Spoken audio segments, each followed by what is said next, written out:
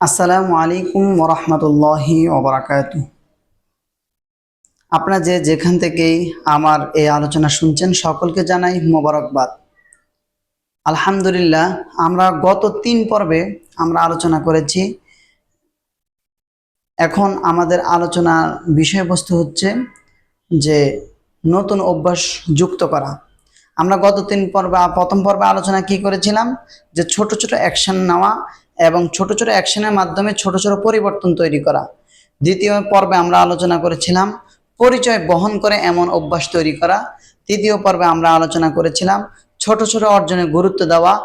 এখন আমরা চতুর্থ পর্বে আলোচনা করব নতুন অভ্যাস যুক্ত করা।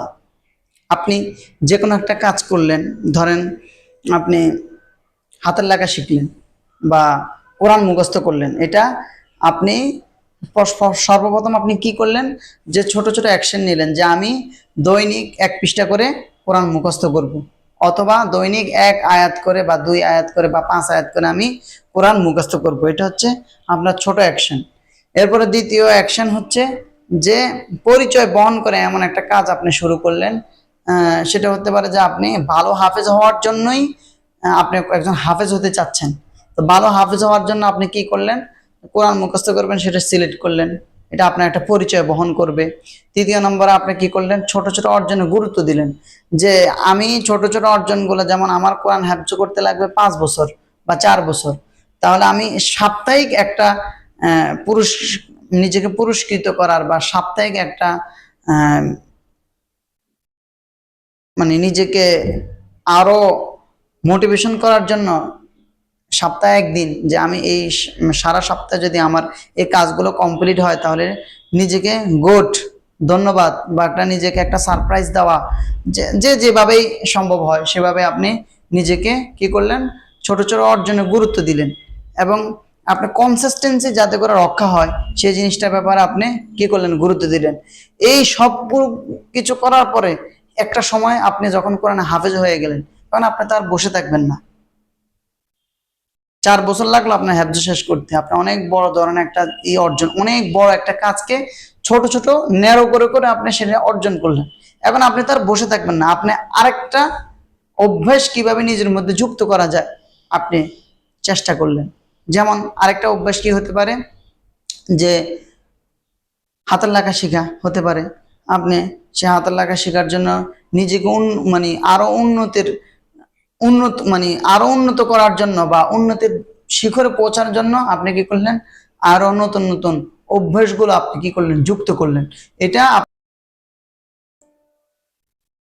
এটা আপনার জন্য মানে খুবই একটা গুরুত্বপূর্ণ বিষয়, যে পুরনো অভ্যাসের পাশাপাশি নতুন অভ্যাস যদি আপনি যুক্ত করতে পারেন, তাহলে জীবনটা ভারসাম্যপূর্ণ হবে এবং নতুন দক্ষতা জ্ঞান বৃদ্ধি পাবে।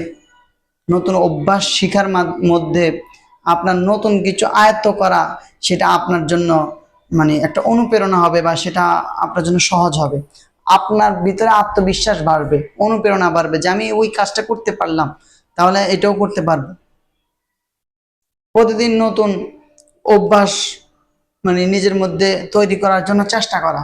একজন মানুষ একাধিক অভ্যাস নিজের মধ্যে আনতে পারে, এটা অস্বাভাবিক কিছু না, এটা অস্বাভাবিক কিছুই না, যে নিজের মধ্যে একটা একাধিক একটা অভ্যাস তৈরি করা এবং প্রত্যেকটা পদক্ষেপ আপনাকে লিখে রাখা, ডায়েরি মেনটেন করা, সবকিছু মিলিয়ে ইনশাল্লাহ আপনি যখন এই নতুন অভ্যাস, দেখা গেছে আপনার কাছে আপনি এখন 10টা গুণের অধিকারী। আপনি একজন মানুষ, আপনি কি করতে পারেন, ভালো রান্না করা শিখলেন, এখন আপনি আরেকটা অভ্যাস যুক্ত করলেন, আপনি ভালো একজন হাফেজ।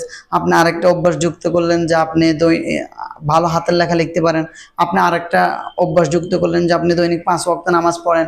অর্থাৎ আপনি আপনার অবস্থান থেকে, আপনি যেখানে আছেন সেখান থেকে নিজেকে উন্নতির শিখরে নিয়ে যাওয়া, এই প্রতিজ্ঞাবদ্ধ হয়ে ধৈর্যের সাথে আমাদেরকে সামনে এগিয়ে চলা, এটাই হচ্ছে আমাদের সর্বপ্রথম কাজ।